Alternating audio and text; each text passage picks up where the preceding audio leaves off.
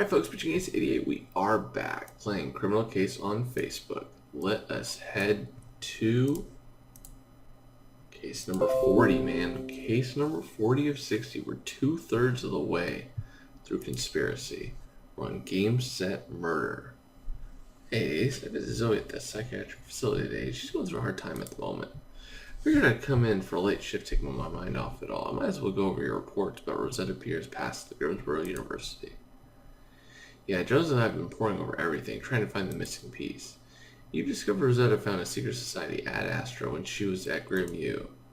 Some of the current students started the group right around the same time the meteor fell in the forest. I know, it's odd. Yeah, I bet that's no coincidence, but the group is shrouded in secrecy. Professor Charles and the group's current members are both keeping suspiciously quiet about it.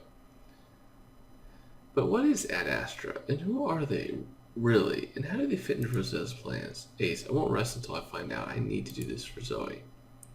Those questions will have to wait, Ace. The body has been found at University Workshop. Another murder on campus? Well, when it rains, it pours. Literally. It's bucketing out there. Well, Ace, let's get over to the university. I'll drive.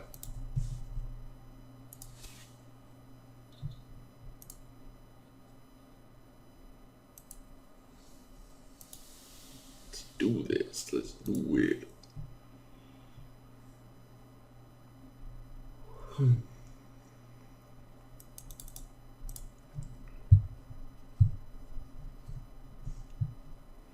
Yeah, this one was a really nasty one in the preview. Yep. Yikes.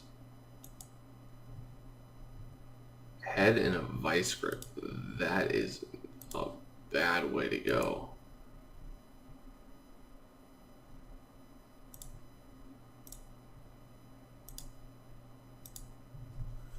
Not the way I want to go for sure. That is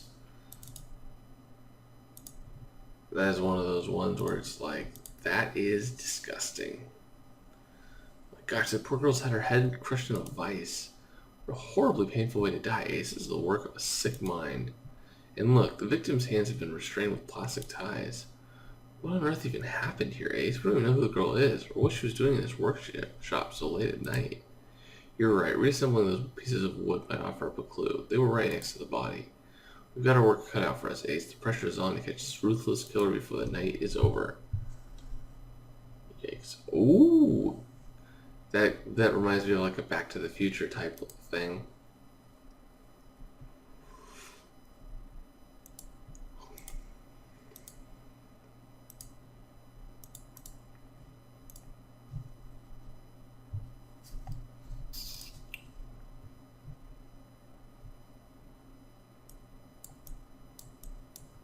Safety first. Mrs. Fields. So these are our plaque, Ace. Mr. Fields says safety first. University staff director lists a certain Bradley Fields as a shop teacher. This must be his workshop. Maybe he can identify the victim, Ace. Come on, let's see what Mr. Fields can tell us. Ooh, he's got a bruise. My guess is the bruise is going to be a clue. Oh, nope. Gotta get some stars. See you guys back here when we do. This has been Pitching 88.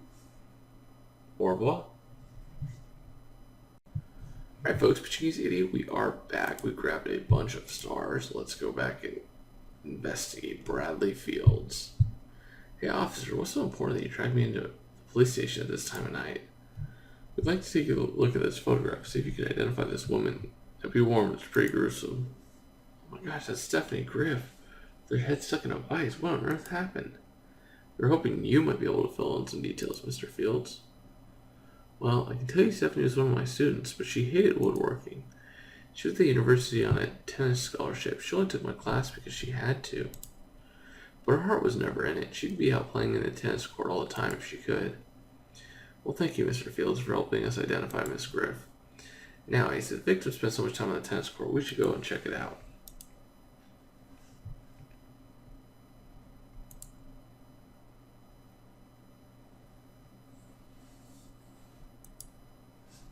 Oh yeah, we would love to do CC music. We just can't. YouTube basically takes it down and it doesn't allow it in certain countries.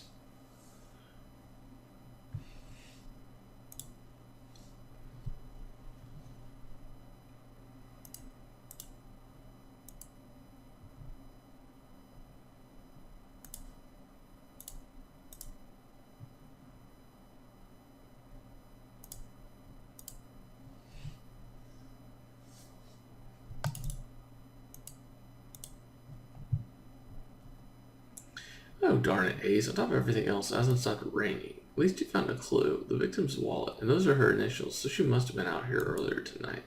See if there are any clues hidden inside Miss Griff's wallet. Good thinking, Ace. That tool belt could have come from our primary crime scene. Maybe that leather engraving will offer up a new lead.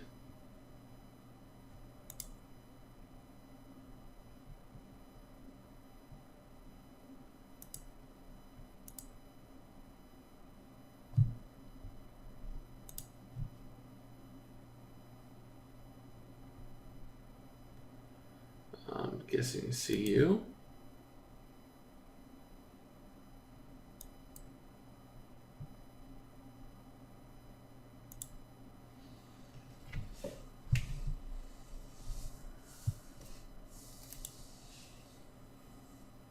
Scrappy says cut right.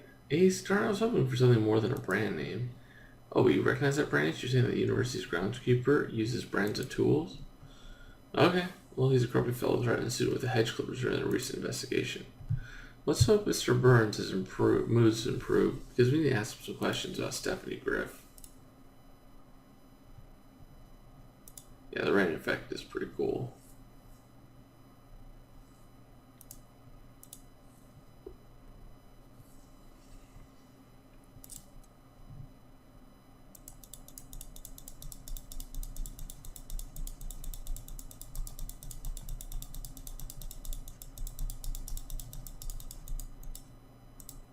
There we go. Interesting. Ace, there's a card on the victim's wallet that says you'll die tonight. That's obviously a threat from the killer. This card must have come from them. What does it mean? I'll send you to the 8th house. See if Gabriel can make sense of this mysterious message. I'm guessing the 8th house is a tennis reference, but I don't even know what that reference is.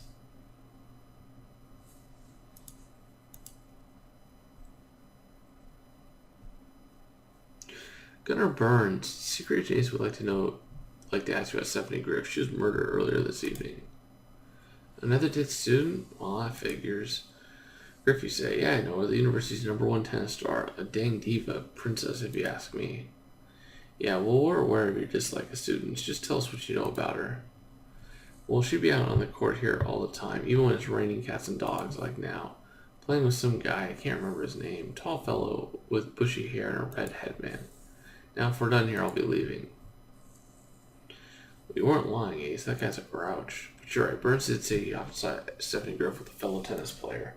Now, what was his description? Tall, bushy hair, red hairband. Let's run these features through the database to try and make a positive identification. I wonder if it's John McEnroe.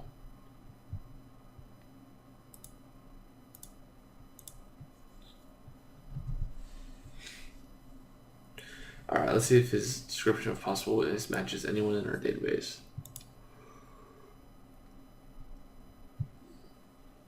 Well,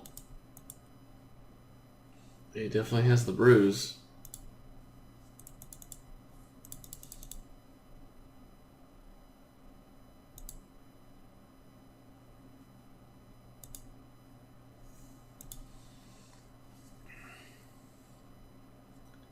John McKenzie. Okay, not John McEnroe. John McKenzie. Okay.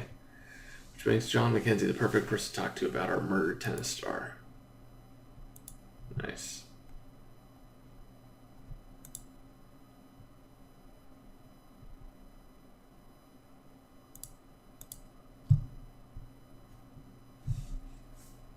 Mr. McKenzie, we'd like to talk to you about Stephanie Griff. Oh, brother, don't tell me she wants to practice again. We've been at it all day. We're afraid she won't be practicing again. Miss Griff was murdered earlier this evening. Wait, what? She's dead? How's that possible? Hope you don't think I had anything to do with it. I'm not her rival or anything. Stephanie and I were doubles partners, Secret Jace. We were on the same side. I never heard her. Nobody's accusing you of anything, Mr. McKenzie, but if you and Stephanie were close, maybe you know if anything strange was going on in her life. Well, tennis was her life, Secret Agent H. She didn't care about anything else. I wish I could help, but that's all I know. Interesting.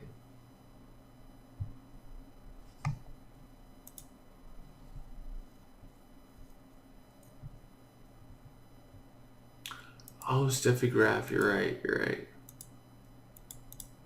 That's probably where it came from. Steffi Graf's older, so same with John McEnroe. A buoyant energy surrounds you, evaporating your cares. Encourage this feeling of empowerment by trying something new. Gabriel, what are you talking about? It's your horoscope for today's. I'm assuming this has something to do with the killer's threat. Indeed, it's a reference to the 8th house that's particularly telling. It's not an actual place, it's an astrological term. You see, the 12 houses of astrology are symbolic representations of all aspects of human life, such as possessions, family, and relationships. The 8th house represents death, which is why your killer referenced it. This being the case, it's clear they believe in astrology. Astrology or not, they bet the killer won't foresee us coming after them, Ace. I did not know that was the 8th house.